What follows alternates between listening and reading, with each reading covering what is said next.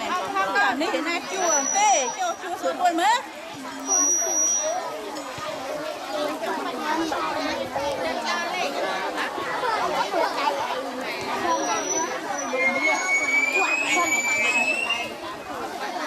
គណៈសូមនមស្ការនិងចម្រើនពរញោមញាតិ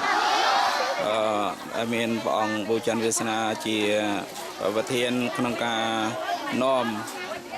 យកនឹងជួយប្រកបកាសញាតិញោមឲ្យចូលរួម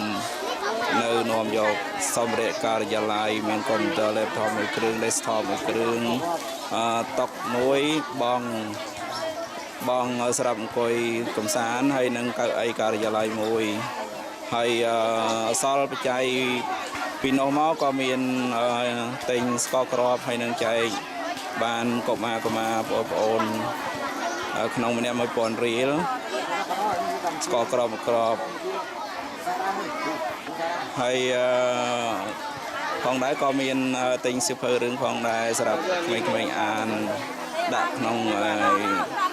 នេះបណ្ណាល័យ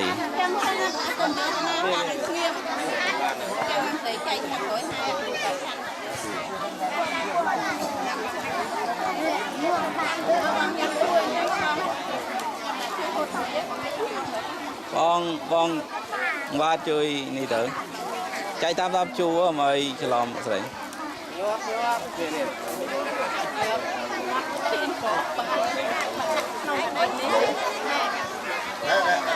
បើស្ងៀមបាននៅ